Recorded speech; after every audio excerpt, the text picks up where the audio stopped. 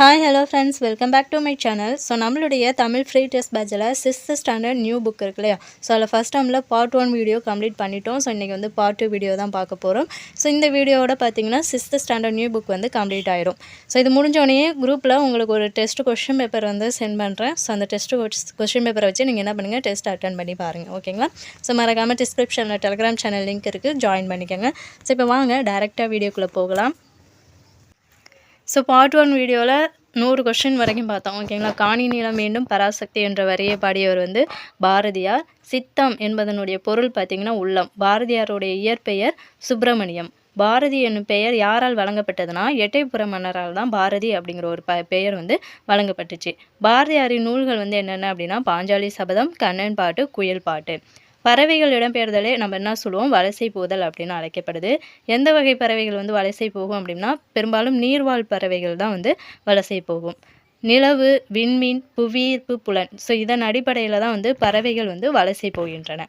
சிறகடிக்காமல் கடலையும் தாண்டி பறக்கும் பறவை எது அப்படின்னா கப்பல் பறவை. ஸோ இதை வந்து கப்பல், கூளைக்கடா, கடற்கொள்ளை பறவை அப்படின்னும் அழைப்பாங்க. 1500 ஆண்டுகளுக்கு முன்பே தமிழ்நாட்டிற்கு பறவைகள் வலசை வருவதை பற்றி குறிப்பிட்டவர் யாருன்னா சத்தியமுத்த புலவர் தான். சத்தியமுத்த புலவர் தந்த வரி என்ன அப்படின்னா நாராய் நாராய் செங்கல் நாராய் அப்படின்னு ஒரு பாடலை வந்து அவர் இயற்றியிருப்பார். தற்போது வெகுவாக அழிந்து வரும் பறவை இனம் வந்து சிட்டுக்குருவி தான். ஸோ சிட்டுக்குருவியெல்லாம் இப்போ பார்க்குறதே ரொம்ப கஷ்டம். சிட்டுக்குருவி எத்தனை நாட்கள் அடை காக்கும்னா 14 நாட்கள் வந்து அடை காக்கும். ஆண் சிட்டுக்குருவி எவ்வாறு அடையாளம் நம்ம கண்டுபிடிக்கலாம் அப்படின்னா தொண்டை பகுதி வந்து கருப்பு நிறத்தில் இருக்கும். உடற்பகுதி முழுவதும் பார்த்திங்கன்னா அடற்பழுப்பு நிறத்தில் இருக்கும். பெண் சிட்டுக்குருவியை எப்படி அடையாளம் காணலாம் அப்படின்னா உடற்பகுதி வந்து மங்கிய பழுப்பு நிறத்தில் இருக்கும். சிட்டுக்குருவியின் வாழ்நாள் வந்து 10 முதல் 13 ஆண்டுகளாகும். விரைவாக செல்பவனை எவ்வாறு அழைக்கிறோம், அதாவது சிட்டாய் பறந்து விட்டான் அப்படின்னு சொல்லுவோம்ல, சிட்டுக்குருவியெல்லாம் நல்லா ஃபாஸ்ட்டாக பறக்கும், அதனால தான் அப்படி சொல்லுவாங்க. காக்கி குருவி எங்கள் சாதி என்று பாடியவர் வந்து பாரதியார். இந்தியாவின் பறவை மனிதர் வந்து சலீம் அலி.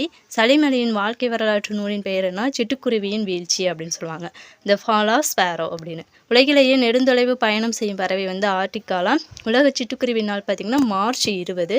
பறவை பற்றிய படிப்பை வந்து நம்ம ஆர்னித்தாலஜி அப்படின்னு சொல்லுவோம். சிட்டுக்குருவி வாழ முடியாத பகுதி பார்த்திங்கன்னா துருவ பகுதியில் சிட்டுக்குருவி வந்து வாழ முடியாது.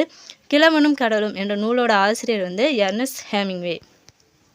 கிழவனும் கடலும் இந்த மொழி வந்து ஆங்கிலத்தில் வந்து இயற்றியிருப்பாங்க. ஸோ 1954ஆம் ஆண்டு நோபல் பரிசு பெற்ற நூல் வந்து கிழவனும் கடவுளும் தான். கிழவனும் கடலும் என்ற நூலோட நாயகன் யாருன்னா சாண்டியாகோ. இவர் வந்து ஒரு மீனவர். சாண்டியாகோவுக்கு எத்தனை நாட்கள் வந்து மீன் கிடைக்கவில்லை, கிட்டத்தட்ட பார்த்திங்கன்னா 84 நாட்களாக வந்து அவருக்கு மீனே வந்து கிடச்சிருக்காது. சாண்டியாகோவுடன் வந்த சிறுவன் பேர் பார்த்திங்கன்னா மனோலின். ஸோ மீன் பிடிக்க கற்றுக்கொள்றதுக்காக அந்த சாண்டியாகோட போயிருப்பான். மனோலின் எத்தனை நாட்கள் சாண்டியாகோவுடன் கடலுக்கு சென்றான்னா முதல் 40 நாட்கள் வந்து போயிருப்பான். எழுத்துக்கள் எத்தனை வகைப்படும், ஸோ முதல் எழுத்து சார்பெழுத்து. எழுத்துக்கள் வந்து 2 வகைப்படும். முதல் எழுத்து சார்பெழுத்து. முதல் எழுத்துக்கள் பார்த்திங்கன்னா உயிர் 12, மெய் 18, மொத்தம் 30 எழுத்துக்களை நம்ம முதல் எழுத்துக்கள் அப்படின்னு சொல்லுவோம். முதல் எழுத்தை சார்ந்து வரும் எழுத்துக்கள் தான் வந்து சார்பெழுத்து. ஸோ சார்பெழுத்துக்கள் யாவை, உயிர்மெய், ஆயுதம், உயிரளபெடை, ஒற்றளபெடை, குற்றியலுகரம், குற்றியலுகரம், ஐகார குறுக்கம், மகர குறுக்கம், அவுகார குறுக்கம், ஆயுத குறுக்கம். ஸோ மொத்தம் 10 வகைப்படும் சார்பெழுத்து. உயிர்மெய் எழுத்தின் வரி வடிவம் பார்த்திங்கன்னா மெய்யெழுத்தை ஒத்திருக்கும். உயிர்மெய் எழுத்தோட ஒலிக்கும் கால அளவு வந்து உயிர் எழுத்தை வந்து ஒத்திருக்கும். ஆயுத எழுத்தின் வேறு பேர் பார்த்திங்கன்னா முப்புள்ளி, முப்பாற்புள்ளி, தனிநிலை. ஆயுத எழுத்தை வந்து தனக்கு முன் ஒரு குறியல் எழுத்தையும் தனக்கு பின் வல்லின உயிர்மெய் எழுத்தையும் பெற்றிருக்கும். அறநூல்களில் உலக பொதுமறை அப்படின்னு போற்றப்படும் நூல் வந்து திருக்குறள் தான். திருக்குறள் வந்து 7 சொற்களில் மனிதருக்கு அறக்கருத்தை வந்து போதிக்கிறது. திருவள்ளுவருடைய வேறு சிறப்பு பெயர்கள் என்னென்ன, ஆண்புகழ் வள்ளுவர், தெய்வ புலவர், பொய்யில் புலவர். திருக்குறள் எந்த வகை நூல்னா 15 கீழ்கணக்கு நூல்களில் ஒன்று தான் திருக்குறள். திருக்குறள் வந்து எத்தனை பிரிவுகளால் கொண்டது, அறத்துப்பால், பொருட்பால், இன்பத்துப்பால் அப்படின்னு 3 பிரிவுகளை கொண்டுள்ளது. திருக்குறள் எவ்வாறு சிறந்து விளங்குது அப்படின்னா இந்நூலில் இல்லாததும் இல்லை சொல்லாததும் இல்லை அப்படின்னு இந்த திருக்குறள் வந்து சிறப்புடன் போற்றப்படுகிறது. திருக்குறளின் வேறு சிறப்பு பெயர் பார்த்திங்கன்னா உலக பொதுமுறை, வாயுரை வாழ்த்து. ஒருவருக்கு சிறந்த அணி எது என்று வள்ளுவர் கூறும் இன்சொல்லும் பணிவும் தான் ஒருவருக்கு சிறந்த அணி ஆகும். 2016ஆம் ஆண்டு மாற்றுத்திறனாளிகளுக்கான ஒலிம்பிக் போட்டி எங்கு நடைபெற்றது, ரியோ நகரில் நடைபெற்றிருக்கும். 2011ஆம் ஆண்டு மாற்றுத்திறனாளிக்கான ஒலிம்பிக் போட்டியில் உயரம் தாண்டுதலில் தங்கம் பெற்றவர் பார்த்திங்கன்னா மாரியப்பன். இவர் வந்து தமிழ்நாட்டை சேர்ந்தவர். கடலின் பெயர் பறவை. ஸோ இது வந்து 1 மார்க் கொஸ்டின். கடலின் பெயர் வந்து பறவை. அது வந்து எந்த வரும் அப்படிங்கிறத பார்த்துக்கணும். நெக்ஸ்ட்டு கலைச்சொல் கண்டம் கான்டினென்ட் வலசை பார்த்திங்கன்னா மைக்ரேஷன், வானிலைனா வெதர், தட்பவெப்பநிலை கிளைமேட், புவியீர்ப்பு புலம்னா கிராவிஷனல் ஃபீல்ட், புகலிடம் வந்து செஞ்சுரி. சகர வரிசையில் அறிவுரை சொல்லும் இலக்கியம் வந்து ஆத்திச்சூடி. ஆத்திச்சூடி வந்து ஔவையார். ஆத்திச்சூடியை இயற்றியவர் ஔவையார். புதிய ஆத்திச்சூடி எழுதியவர் யாருன்னா பாரதியார். அறிவியல் ஆத்திச்சூடி வந்து நெல்லை சு முத்து. ஸோ இதை வந்து நம்ம கன்ஃபியூஸ் பண்ணிக்க கூடாது. ஆத்திச்சூடி அப்படிங்கிறது ஔவையார், புதிய ஆத்திச்சூடினா பாரதியார், அறிவியல் ஆத்திச்சூடினா நெல்லை சு முத்து. அவடதம் என்பதனுடைய பொருள் பார்த்திங்கன்னா மருந்து. அப்துல் கலாம் யாரை தம்மை ஒத்த அலைநீளத்தில் சிந்திப்பவர் என்று பாராட்டினார்னா நெல்லை சு முத்தை வந்து பாராட்டியிருப்பார். இந்திய விண்வெளி மையங்களில் பணியாற்றியவர் வந்து நெல்லை சு முத்து. நெல்லை சு முத்து எத்தனை நூட்களை வெளியிட்டார்னா 80க்கும் மேற்பட்ட நூட்களை வந்து வெளியிட்டிருப்பார். அறிவியல் சிந்தனைக்குள் ஆய்வில் மூழ்கு என்ற வரியை கூறியவர் நெல்லை சு முத்து தான். வானை அளப்போம் கடல் மீனை அளப்போம் என்ற வரியை பாடியவர் வந்து பாரதியார். ரோபோ என்ற சொல்லை முதலில் பயன்படுத்தியவர் வந்து காரல் கபெக்.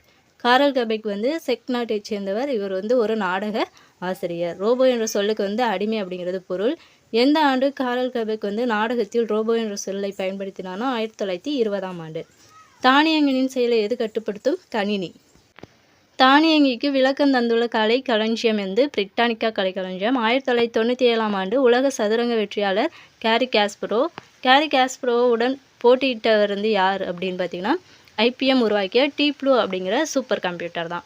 ரோபோவுக்கு குடியுரிமை வழங்கிய நாடு வந்து சவுதி அரேபியா நாடு குடியுரிமை வழங்கிய ரோபோவோட பெயர் என்ன அப்படின்னா சோபியாவிற்கு ஐக்கிய நாடுகள் சபை வழங்கிய பட்டம் புதுமைகளின் வெற்றியாளர். அதாவது உயிரில்லா பொருளுக்கு ஐநா சபை பட்டம் வழங்குவது இதுதான் வந்து முதன்முறை ஆகும். நுட்பமாக சிந்தித்து அறிவது வந்து நுண்ணறிவு. எதிர்கால பற்றி கனவு காண வேண்டும் என்று கூறியவர் அப்துல் கலாம் ஐயா தான். எதை பார்த்து வானில் பறக்க வேண்டும் என்ற ஆசை அப்துல் கலாம் ஐயாவிற்கு தோன்றியதுனா பறவைகளை பார்த்து தான். தன் ஆசிரியர் வந்து பறவைகள் எப்படி பறக்கின்றது என்று விளக்கி சொன்ன போது தான் அவருக்கு வானில் பறக்க வேண்டும் அப்படிங்கிற ஆசை வந்து தோன்றியது. அப்துல் கலாம் ஐயாவிற்கு பிடித்த நூல் பார்த்திங்கன்னா திருக்குறள் மற்றும் விளக்குகள் பல தந்த ஒளி, அதாவது லைட்ஸ் ஃப்ரம் மெனி லேம்ப்ஸ். விளக்குகள் பல தந்த ஒளி என்ற நூலோட ஆசிரியர் வந்து லிலியன் வாட்சன். எந்த நூலை படித்த அறிவு தன்னம்பிக்கை மகிழ்ச்சி அடைந்ததாக ஐயா கூறுகிறார்னா lights from many lamps. Abdul Kalam ஐயா மகிழ்ந்த நிகழ்ச்சி எது அப்படின்னா போலியோவினால் குழந்தைகள் பாதிப்படைந்து நடக்க முடியாமல் சிரமப்பட்டனர். அவர்களுக்கு கார்பன் இலையை கொண்டு 300 கிராம் எடையுள்ள செயற்கை கால்கள் உருவாக்கப்பட்டது. அதை அவர்கள் அணிந்து மகிழ்ந்த போது தான் மகிழ்ந்ததாக கூறினார். பாதுகாப்பு துறையில் பயன்படுத்தும் ஏவுகணையோட பெயர் வந்து அக்னி பிருத்திவி. 100 ஆண்டுகளுக்கு பின் இந்தியா எப்படி இருக்கும் என்று அப்துல் கலாம் ஐயா கூறினார் அப்படின்னா நாலந்தா பல்கலைக்கழகம் போல் வந்து வலுவான கல்வி முறை இருக்குன்னு சொன்னார். செயற்கைக்கோள் மூலம் சூரிய சக்தி வந்து கிடைக்கும் அப்படின்னு சொல்லியிருந்தார். செவ்வாய்க்கோளில் மனித இனம் குடியேறி இருக்கும். உலகின் முதல் விஞ்ஞானிகள் என்று யாரை அப்துல் கலாம் ஐயா குறிப்பிட்டார்னா குழந்தைகளை தான். வெற்றி பெற குழந்தைகளுக்கு என்ன அறிவுரை அப்துல் கலாம் ஐயா வழங்கினார்? அறிவை வளர்க்கும் அனைவரின் பேச்சையும் வந்து கவனியுங்கள். வியர்வை வியர்வை வியர்வை. மொழிக்கு முதலில் வராத எழுத்துக்கள் வந்து மெய்யெழுத்து ஆயுத எழுத்துன்னு. ஸோ மொழிக்கு வந்து முதலில் வராத எழுத்து எதுனா மெய்யெழுத்தும் ஆயுத எழுத்தும் மொழிக்கு முதல்ல வராது. சொல்லின் இடையில் வரும் எழுத்து பார்த்திங்கன்னா மெய்யெழுத்து உயிர்மெய் எழுத்து வந்து அப்புறம் ஆயுத எழுத்து. இதெல்லாம் பார்த்திங்கன்னா சொல்லின் இடையில் வரும் எழுத்து. ராமன் விளைவை கண்டறிந்தவர் சர் சி.வி. ராமன். ராமன் விளைவு கண்டறியப்பட்ட ஆண்டு பார்த்திங்கன்னா பிப்ரவரி 28, 1928. இந்தியாவில் அறிவியலுக்கான முதல் நோபல் பரிசு பெற்றது வந்து இந்த ராமன் விளைவு தான். இந்தியாவின் தேசிய அறிவியல் நாள் எப்போது கொண்டாடப்பட்டதுன்னா பிப்ரவரி 28. ராமன் விளைவு கண்டுபிடிக்கப்பட்ட நாள் வந்து தேசிய அறிவியல் நாளாக வந்து அறிவிக்கப்பட்டுச்சு. ராமன் அவர்களுக்கு நோபல் பரிசை பெற்று தந்த கேள்வி வந்து கடல் நீர் ஏன் நீல நிறமாக காட்சியளிக்கிறது? தற்காலத்தில் ஞனம் என்னும் எழுத்து தனித்து இயங்காமல் அஞ்ஞனம் இஞ்ஞனம் எங்கனம் அப்படிங்கிற சொல்ல தான் வந்து வருகிறது. செயற்கை நுண்ணறிவு கலைச்சொற்கள் பாருங்கள். செயற்கை நுண்ணறிவு ஆர்டிஃபிஷியல் இன்டெலிஜென்ஸ், மீத்திறங்கணினி சூப்பர் கம்ப்யூட்டர், செயற்கைக்கோள் வந்து சேட்டலைட், நுண்ணறிவு வந்து இன்டெலிஜென்ஸ். ஸோ ஃபைனலாக பார்த்திங்கன்னா 6th standard new book first time வந்து ஃபுல்லாக கம்ப்ளீட் பண்ணிட்டோம். ஸோ இது வந்து உங்களுக்கு ரிவிஷன் தான். ஆல்ரெடி புக்கை வந்து ஃபுல்லாக கம்ப்ளீட் பண்ணிடுங்க. படிச்சுட்டு இது வந்து ரிவிஷனுக்கு யூஸ் பண்ணிக்கோங்க இந்த வீடியோ, ஓகேங்களா? ஸோ ஆல்ரெடி நான் சொன்ன மாதிரி இந்த மெட்டீரியல்ஸ் எல்லாம் உங்களுக்கு வேணும். ஷெட்யூல் 1 மெட்டீரியல், அதாவது டெஸ்ட் பேட்சுக்கான மெட்டீரியல்ஸ் எல்லாம் உங்களுக்கு வேணும் அப்படின்னு நினச்சிங்கன்னா நம்மளுடைய மெம்பர்ஷிப்பில் வந்து ஜாயின் பண்ணிக்கோங்க. அதில் ஷெட்யூல் 1க்கான எல்லா மெட்டீரியல்ஸும் வித் கொஸ்டின் பேப்பர் எல்லாமே வந்து கொடுத்துருக்கோம். ஸோ மெம்பர்ஷிப்பில் ஜாயின் பண்ணி அதை யூஸ் பண்ணிக்கோங்க, ஓகேங்களா? நெக்ஸ்ட் வீடியோவில் பார்க்கலாம். Thank you to all.